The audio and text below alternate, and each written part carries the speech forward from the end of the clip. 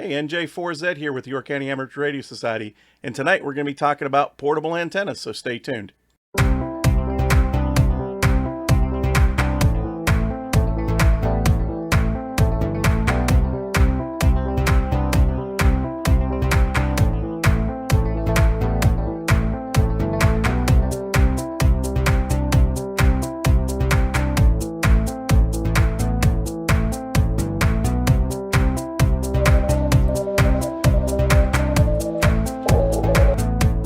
Parks on the air calling CQ 20 meters.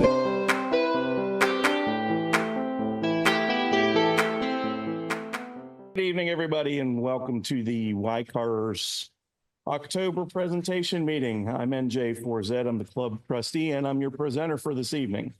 So I'm glad to have you all aboard. This is our last presentation meeting for 2024.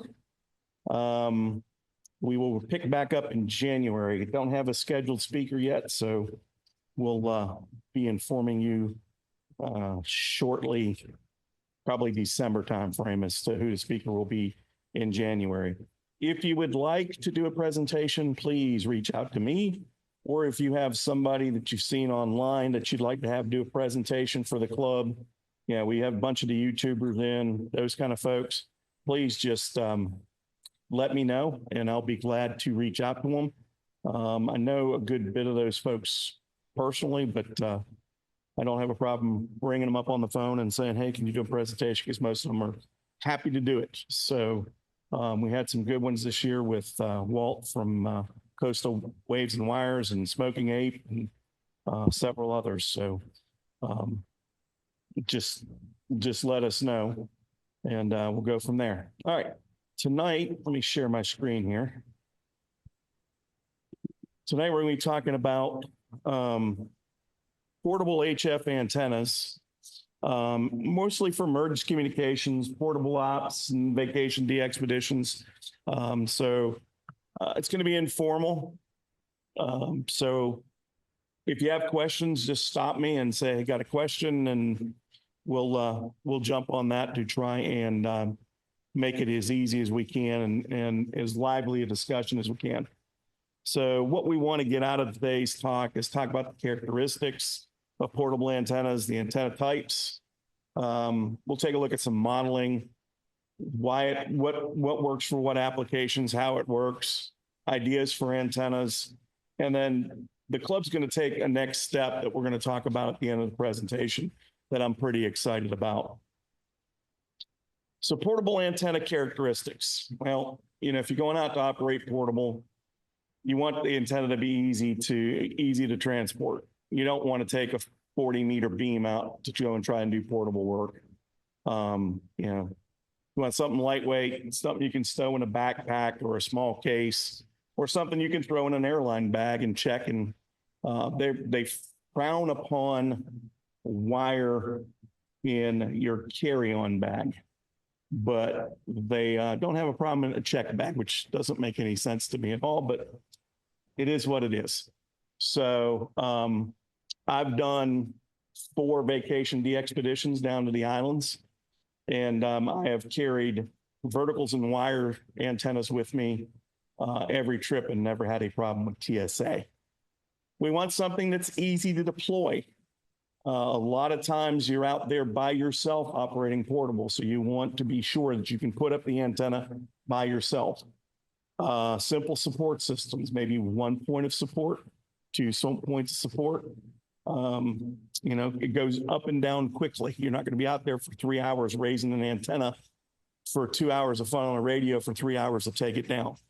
You want something you can throw up in a tree or put up in the air pretty quickly and take it down pretty quickly, especially if you're going to be out in the open. You never know what weather's going to do to you. And for me, operating, I like to have an antenna that requires minimal work for changing bands. So I like the multi-band antennas. There's plenty of things like the Wolf River Cool. It's a great antenna if you want to work 1 band. And then you got to go change bands and you got to get up and go futz around with it and then come back. For me, I'd rather have something that I can just push the button and change the band. And you want something that's effective and efficient. Easily match the transceiver so you're not having to take a lot of gear out with you. If you can get something that your matchbox and your transistor and your transceivers can match, more power to you. Even better if you don't need transceiver match. You know, some people don't want to carry that much equipment. It gets maximum power out so that it matches well and gets your signal out. The last thing you want to do is put up a crappy antenna and sit out there and call CQ all day and nobody comes back to you. The other thing you may want to look at is something that has a lot of bandwidth to it. Okay. That makes it easier to get out now. High Q antennas are more efficient than low Q antennas, which have wider bandwidths. But when you're talking about the higher bands, it really doesn't make that much difference. So some of the popular antennas we have out there for portable amateur use are ground mounted verticals. Okay. You can also do raised verticals. They tend to be a little bit tougher to put together and a little tougher to set up. One of the most popular is the DX Commander Expedition antenna, which is this one right here. This is travel sized. It expands to about 9.5 meters, fully extended. You can put 4 bands on here and don't need a tuner. There's an antenna that's an old version that's coming back around called the Rybakov antenna. It's a 4-to-1 on with an 8.6 meter wire radiator, and it requires some radials. It's pretty broad-banded, but it does need to use a tuner for most of the bands. But it's easy to put up. Walt from Coastal Wires puts it up on either a DX Commander pole or even a fishing pole. I've got a 10-meter fishing pole wrapped up in there that you can just extend up and tie to a fence post or tie to a picnic table, and you can put up a Rybakov. Unfortunately, my Rybakov's sitting on the desk at home. My butt didn't put it in the bag over here. One of the most popular ones out there for the Rybakov, if you don't build it yourself, is the Coffee and Ham Radio's Poseidon antenna. Of course, then you have the roof over coils and their variants. There's several of them out there. It's a coil loaded vertical. So you can either attach it to a table, you can put it on a little tripod. There's a dead stake you put in the ground, and it's got a big loaded coil and a whip and some radials. And you adjust the bands by moving the feeder up and down the coil. Okay. Eagle 1 antenna is a pretty popular one. It's very similar in design. It folds down like the DX Commander, but it's a single wire, usually 31-foot. TN07 makes one as well. It has a matching unit at the bottom that takes place of your tuner. Sometimes some of the bands you do require a tuner, but usually the tuner in the matchbox in your radio will handle it. Chameleon antenna has a vertical out, and Alpha antenna has a vertical out. Both the Alpha and the Chameleon have a proprietary matching system, and they have whips or wires that you can add on. The club owns 2 Alpha kits for our Go boxes that go with our HF Go boxes. So I'd like to talk a little further about the verticals. So I have a model here, and this is the DX Commander antenna. I'll zoom that in a little bit so you can see it. So you've got a bunch of quarter wave stubs on the DX Commander. This is the classic version. The version that I use is the Expedition when I go out.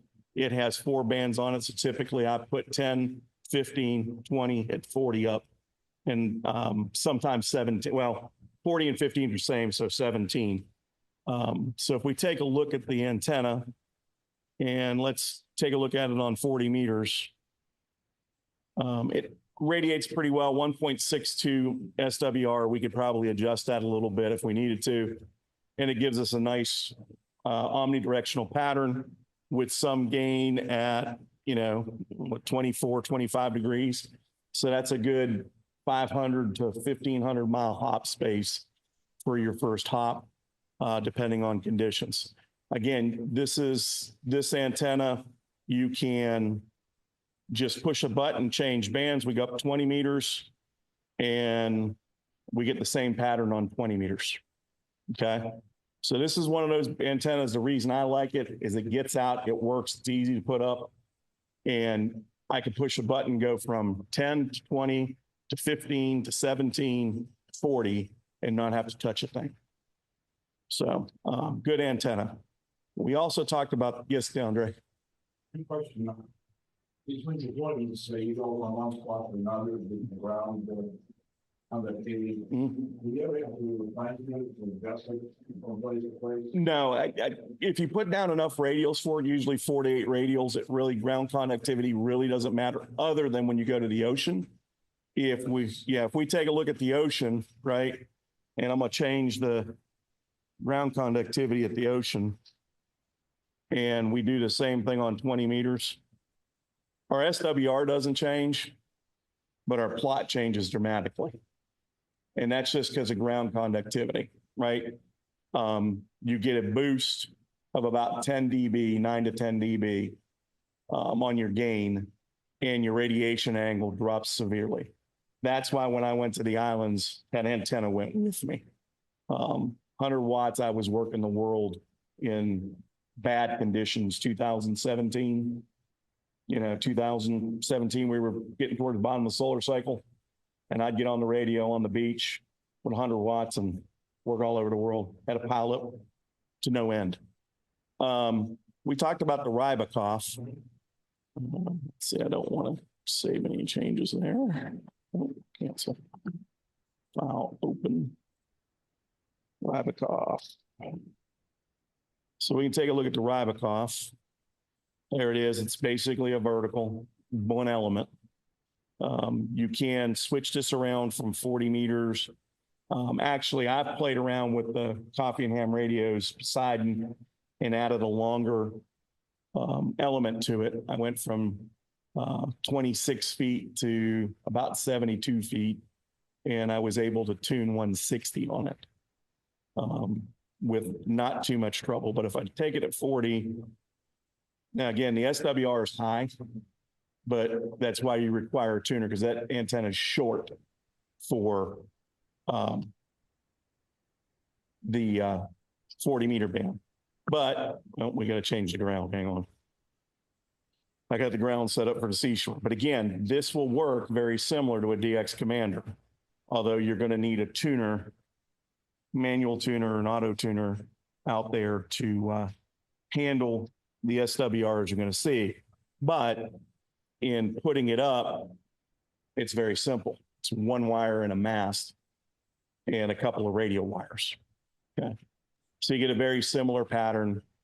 Your elevation is about the same, 25, 26 degrees for your max gain.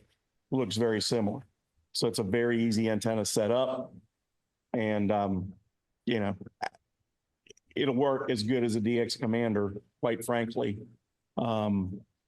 with a little easier setup, but you have to have the tuner. And the other Hey, John, one, did you, in your model, I didn't see in your model, did you adjust for the Bolin? yeah, so if you look at the way I calculated, the SWR is based to 200. Yep. Okay. One on the antenna. Yeah, that is a good working antenna. Yeah. Yeah. So then we can look at the Eagle One, okay, which is a 31-foot vertical. Same thing, one wire. The verticals, for the most part, are all going to kind of operate in that same vein, omnidirectional. It's going to give you that same pattern. It'll change a little bit depending on your band. If I go to the higher bands, right, my pattern's going to change because the length of the antenna for that band, it may be closer to a half wave or 3/4 a wave. So if I take a look at 15 meters, see how my antenna pattern change? Instead of that nice little 2 lobes, now I've got higher gain lobes out here. And if we look at this in 3D, you can see it looks more like a bell than it does a donut. Let me see, I'll move this over here. There. It looks more like a bell than it does a donut in 3D. Now, you get some significant gain at a low elevation, which is good for DX. Okay. Especially long haul DX. But that's what you're going to typically get with a vertical antenna. It's going to be an omnidirectional pattern. Works really good by the seashore. So you know that by the coast, these things will scream. Okay. The next one is dipoles. Okay. You can make monoband dipoles very easily. 1-to-1 balun, and just cut half a wavelength of wire, cut it in half and put it on here, string it up in a tree, tune it a little bit, and away you go. Okay. But again, it's single banded. And height is might when you get with a dipole. Okay. The higher you get that dipole off the ground, the better off you're going to be. There's several out there that are multi-band link dipoles. Okay. So what these units are is they have a monoband dipole for, let's say, 10 meters. And then you can add on a piece of wire on both ends to make it 15. And then you can link another one on to make it 20 and 40. They can be mounted flat top. They can mount it in an inverted V. Copy and ham radio cell one called the Mercury. Soda Beam's got something called the band hopper. Aether wave antennas, which is Tim Ortiz, N9SAB, who makes fantastic portable antennas. These are Tim's. Man, they're just phenomenal antennas. And his company is Aether Wave on eBay now. Copy and ham radios makes them, like I said, you can pick any of those and it's going to be a good dipole. Again, more work, 1 or 2 points of suspension. And then if you're going to change bands, you got to add the linkage, right? Then you have off-center fed dipoles and Wyndham antennas, Wyndham variants of the antennas, where you use a piece of coax to radiate vertically and a choke. So you use a 4-to-1 balun, and this is an off-center fed dipole. This is 10 through 80. You can see how small this packs up. Very small antenna, lightweight. This is good to 100 watts. This is one of the ones I took a 10 through 40, not this particular antenna, but a 10 through 40 to the beach with me when I went to the islands, and it worked out really well. That's an Aether Wave. Radio Waves makes them. And we have a club member, Marty, Anzalone, is KC2WWZ. He makes a really nice 4-to-1 balun kit that you can buy and build these antennas off of. He builds a bunch of different balun kits, and they're fairly priced, and they're good, solid balun kits. So if you're into building antennas, talk to Marty. And then you've got the ZS6BKW and all the G5V variants, which are basically a wire antenna dipole with a ladder line feeder and a 1-to-1 balun on the bottom. You can mount those as a flat top. They will work as an inverted V, but you do need a tuner sometimes in certain bands. I would suggest if you're going to run them as a flat top. They're not as good as an inverted V. So we'll take a look at some modeling there for that. Give me a second to pull this up. Let's close this one. Open. Nope, don't want to save changes. Let me go here to dipoles. Okay, so we can look at an 80-meter off-center fed dipole. That's it right there. We feed them somewhere between 21% to 33% off of one end, okay? So what you're looking for is a sweet point where the feed impedance is near 200 ohms for most of the bands, okay? You can get 10, 20, 40, sometimes 17, 80, 15 becomes a booger with some of the ways you feed it. So you've got to try to find something that works. I found for myself 29% feed in works pretty well versus a 33%. But you'll find different people do it different ways. So we're going to take a calculation on this. I'm going to add some height to it. Okay. So typically out portable, if you're going to run it as a flat top, you throw it in a tree and you might get it 30 feet up, right, with a throw bag. So let's just put it at 33 feet, 10 meters up in the air. And we're going to check it for 40 meters, or I'm sorry, 80 meters. SWR is a little high, but that's because we're so close to the ground.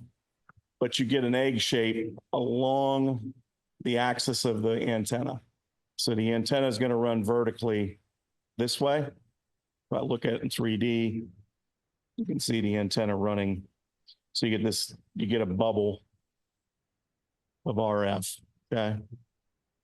So it's broadside to the antenna is running this way, and you can see where the lobes are. But because it's so close to the ground, you get very high radiation angles, okay? Now, high radiation angles in some situations are great because you're doing NVES. It's gonna be close-in communication. So for emergency comms, if you're trying to reach here to Columbia, right, 80 or 40 with NVES works fantastic. Now, if you're trying to work DX, not so good, okay? But if you raise up the antenna, let's say we got a good throw bag and we can get it 60 feet in the air, okay? And we're going to check out the calculation there. And that pattern starts to widen out a little bit, okay? Quarter wave above the ground is going to be helpful. Half wave is preferable, okay? Now, let's take a look at that same antenna at 40 meters, right? Well, it looks pretty darn good, right? We're getting good gain. It's a little high because we're still low to the ground, right? But in 3D, because this thing is cut for 80 meters, right? We get a secondary lobe, okay? So every harmonic, you're going to pick up a lobe. So when I go to 15, I'm sorry, when I go to 20, you're going to see 3 lobes off this thing, okay? But pretty good pattern. So let's take a look at 20.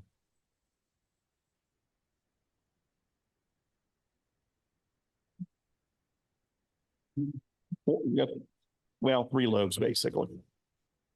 Right. Well, no, we got more than that. We got 1, 2, 3 lobes. So, so really nice pattern, right? You've got low angle radiation here on the edges, and you got some high angle radiation, but your gain is significant, okay? Your gain out here on these low lobes is 5.8 dB, okay? And we all know, 3 dB is doubling your signal, so you're almost quadrupling your signal. So your 100 watt radio sounds like a 400 watt radio with that kind of stuff. And it continues up if we go up the band even more, right? Go to calculate, go up the band to 15 and hit start. And we get, because that antenna's changed in the lengths, now look at the pattern here. It's hard to see it on this, but when you look at it in 3D, look at that. Right? It's starting to look like a clock face. You've got so many lobes out there, high gain lobes. Now, if you have it pointed in the right direction, it works out great. If you got it pointed in the wrong direction, not so much, right? Because you got all these little lobes, but it's high gain, okay? Again, this works on 10 meters too. So the SWR is going to be a little high on 15 because of the way this thing is fed. We got an 8.8 SWR, but we can fiddle with that with a manual tuner, an auto tuner, and pick that off pretty easily. The other one that I wanted to show you on the dipoles is the ZS6BKW, which is one you can put up. Let's view it real quick. So this is ZS6BKW. It's basically a G5RB in variant. You've got wires feeding it, and then you got ladder line parallel down to the ground, which you feed it there. So on 40 meters, we get a pretty good plot on 40 meters. How high are we? We're about 40 feet in the air. Okay. So you get a pretty good pattern there. 6 dB a gain at 35. So you're going to be shorter skip zone, 500 miles, 700 miles for your first pop in. If we take this up to 20 meters, which this antenna tends to shine on 20. Look at that. That's a really nice pattern. Somebody have a question? No? Okay. We're getting 10.2 dB a gain at 24 degrees. So this antenna will shine on 20 meters and above. But again, the lobes are small. So we look at it in 3D. Again, all antennas are compromises, right? There's two big high gain lobes perpendicular to the axis of the antenna, but boy, they're nice. Again, every antenna is a compromise. So you just have to pick your poison. There's a few others we can look at. I built this one especially for talking about emergency communications. So we're talking about NVES, right? So this is basically a fan dipole fed 90 degrees in opposition for 40 and 80 meters. Okay. So you would prop it up on this pole in the center at about 15 feet off the ground. And I don't remember what, I think I had a balun on this thing, but let's just calculate it for 40 meters. ASWR is way off, so something's not right with the model just yet. But you get that really high lobe omnidirectional off that antenna. So if we look at it in 3D, I'll pull this over for y'all. Here it is in 3D, okay? So we get that real high angle of radiation, which is going to give us the NVES we want. And again, we can look at this at 80 meters as well because it's cut for 80. And there's our dome there for 80 meters. Andre? Yep.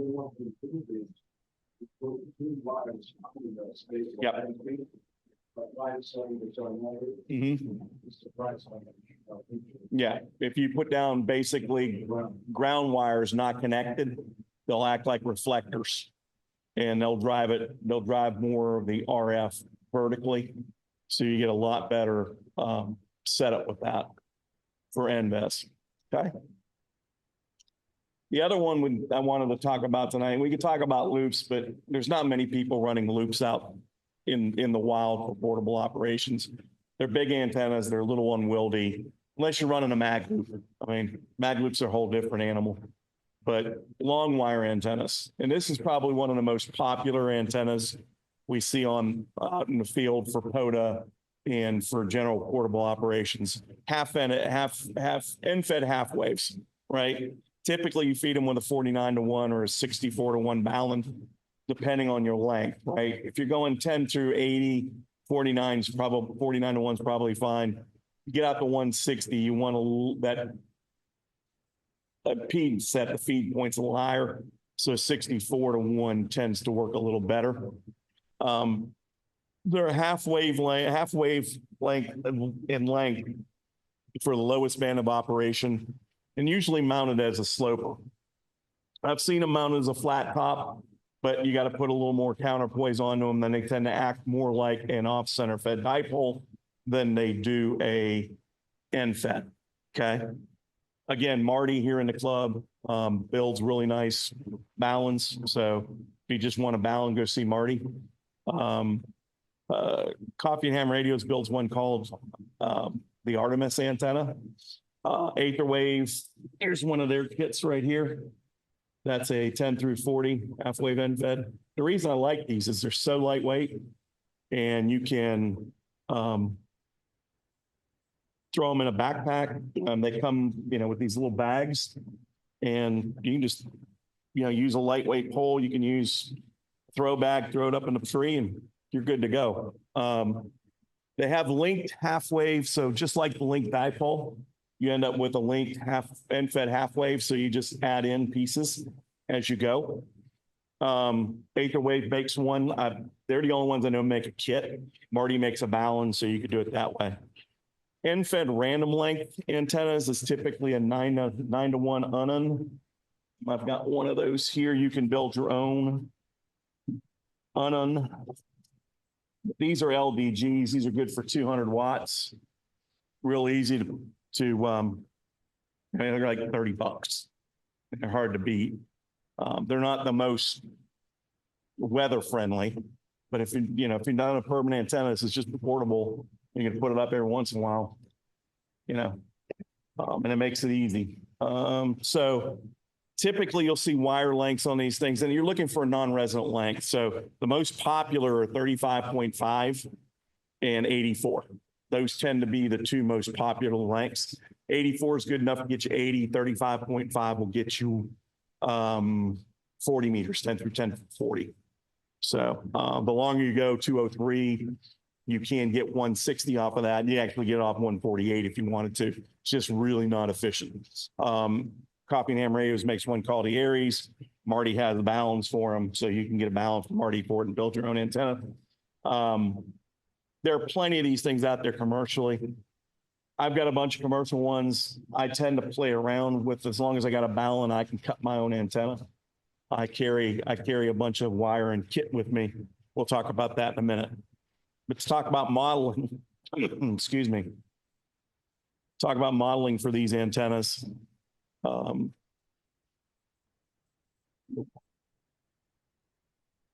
back up here in the end-fed versions. So this is an end-fed half wave. And not sure how long this is. Let me see how long this is.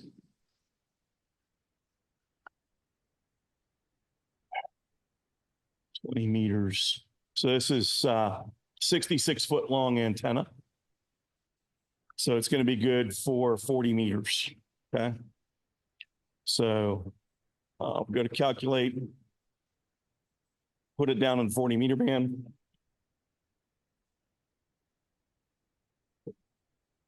Hit start. We got it mounted about a meter off the ground. SWR is excellent. It's almost 1-to-1. And there's our far field plot. Okay. If I put it up in 3D, it's a little easier to see what we're looking at. So we've got a little back lobe off of counterpoise wire. And then we've got a high radiation off the front. Okay. So here the counterpoise we're running this way and the sloper is running this way. So we get good NVES off of that. Now you can change that angle by raising up a little bit higher or dropping it down a little bit lower. That angle is going to change on the takeoff angle, but you get good gain. I mean, you're looking at, at 60 degrees or 50 degrees, you're looking at 5.1 dB a gain, over a vertical at that same elevation. I mean, you're 10 dB better. So there are some advantages of these things to have them out in the field with you. And you can change the band on this. We can go to 20 meters, and this is just pushing a button. I'm going to 20 meters. And my SWR is 1.53. My pattern's a little goofier, but you still get a decent pattern off of it. When we take a look at it in 3D, here you go. Now, again, it lowered down a little bit because we're on a half wave versus, a full wave versus a half wave antenna now, right? It's 40 is 66 feet for half wave, 20 meters, that's a full wave. Okay. So now you're dealing with a full wave antenna. And then you can go down and take it 15 meters, run it. And there's your plot for 15 meters. And again, it's good at 10 too. So we'll go down to 10 meters and run it at 10 meters. And there you go. So You get pretty good patterns off them. Again, you can change your angle of radiation by raising or lowering your floor point. Now, you can run them flat top. We talked about that, and I could show you a flat top version of that as well.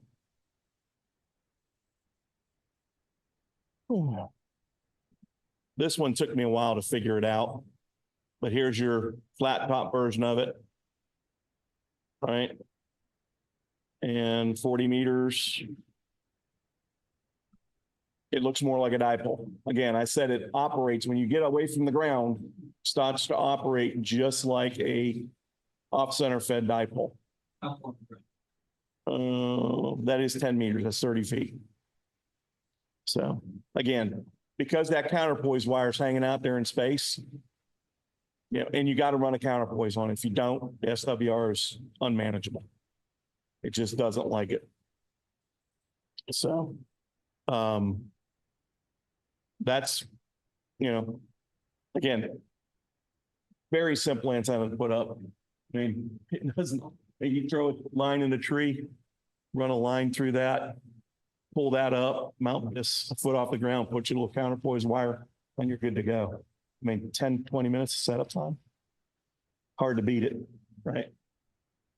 So let's kind of talk, that's what we have to talk about the antennas tonight. Now, I said I'd carry a kit with me, okay?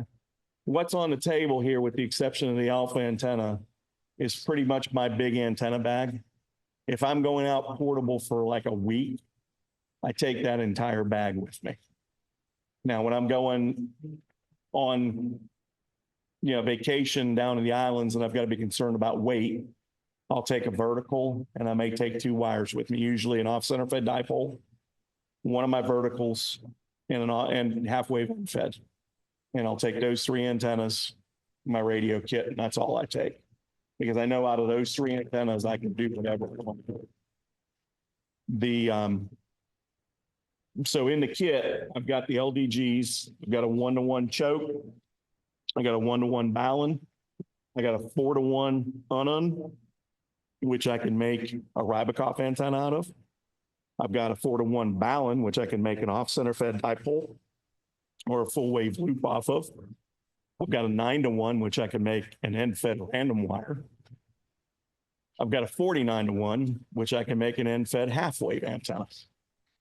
So I can carry all 6 of these with me in a box, in a roll of wire, and I can make whatever antenna I want to make to play around with. Carry coax. I carry a small kit which has insulators and connectors and butt splices, heat shrink, carabiners, all those kind of things I need to hang antennas. I carry ropes and parachute cord with me, some twine for really light antennas like this stuff. I mean, I don't even water with paracord. I just use masonry twine. And then I carry some tools with me. I carry a pair of crimpers. I usually carry a lighter or a small torch. If I'm going on an airplane, typically it's a lighter. Crimp tools, some wire strippers, and that's it. So I can make an antenna, as easily as I want to make. And the nice thing is, once you start playing around and experimenting with them, you save your radiating elements, tag them up with, a little hang tag or a marker and say, okay, this is my off-center fed dipole. This is my end fed half wave. This is my end fed half wave for 80 meters, for 160, whatever. And you have all those radiating elements in a nice little box or a nice little bag, and you can take it out with you. And if you're not carrying something heavy, I mean, a DX Commander adds a little bit of weight. I mean, this mast is heavy. It's a tactical mast, and it's very thick. You can hang a dipole on this without a problem, right? But I mean, it's probably 8 or 9 pounds. So that's not something you want to stick into a airline bag unless you have to leave your underwear at home, right? Especially if you're in there like I do, it's big. We were talking about the fishing pole. So this is the fishing pole I got online from the Amazon folks for like $15. And this thing's about 20 feet long, 15, 20 feet long. So you run a cable up in that and you're good to go. So any question on the antenna kits? What I carry with me? Like I said, typically I have a dipole, a vertical, and an end fed. At minimum, when I'm going somewhere. If I'm going, like to take a camper, I throw that whole bag in the back of the truck and I've got every antenna that I could want with me. And I've got the build kits with me too, so I can build whatever I want. But again, when you're getting on an airplane, it changes the calculations a little bit. So YCARS is going to do an antenna build camp. We start in January. Marty's agreed to help out with teaching us to wind balance because he does such a good job. I'm fairly confident at it, but I know my limitations and I'm not the best teacher. So we're going to discuss and design and construct antennas. We're going to build the balance first, and then we'll build the antennas. We're going to build 2 balance probably over 2 weeks. So we'll do one night, build 1 balun. A week later, we'll do another balun. And then we'll build the elements for those antennas probably in 1 night, maybe 2 nights. We're going to play with it because I think most people want to try and get their antenna in the air a little bit and put a meter on it and kind of tune it up, make sure it's what they want it to be. So we'll figure that out. Now there's going to be a little cost involved. You're going to pay for the raw materials. Okay. So we'll figure out the balun cost, the box cost, the wire cost, and hardware, because you're going to need eye bolts and nuts and connectors and stuff. Yeah, I'm not talking big money. You're talking small stuff. And we'll get some wire, we'll get a roll of wire. Maybe I'll see if I get Callum to send me a big reel of wire as a donation. He might, he may not. Don't know. But we'll go ahead and build 2 antennas. Okay. Build an off-center fed dipole for 10 through 40 and an end fed half wave 10 through 40. And again, once you have that balun, you can build a 10 through 80 if you want it. You can experiment with the 4-to-1 that you're going to have for the off-center fed dipole. You can build yourself a loop, 10 through 40 delta loop or a 10 through 80 delta loop. This is to get people engaged, teaching them how to build an antenna, how to design an antenna, why it works, how it works, and maybe spark some interest in antenna building. If this goes well and we get a good response out of it and people think it's worthwhile, we'll go ahead and do a 9-to-1 on, and we'll do a 4-to-1 on, and we'll be able to build a Rybakoff or random wire antenna. And you can build a small arsenal of these baluns for you to have in your own little kit, right? In the meantime, we'll go ahead and build them for the club so the club can take them field day, right? So the one I'm going to use and Marty's going to use to build for demonstration purposes, we're going to put in a kit for the club. So the club's going to have a set of portable antennas to take out for field day. We won't just have the alphas, right? We'll have something that's worthwhile that we can take out there and experiment with. That's a little different, right? Not that the alpha's a bad antenna. It just has its limitations. It's not made for a field day kind of event. You really want wire antennas for a field day kind of event. But that's the plan. So hopefully we'll have some good interest. I'll go ahead and put pricing together. Probably have that to the club in December, early December, so that we can find out who wants to sign up, get everything ordered, and start early in January on the builds. I'm not going to try and push it into the holidays with Thanksgiving and Christmas right around the corner. Everybody's busy. We get a Christmas party, everything else.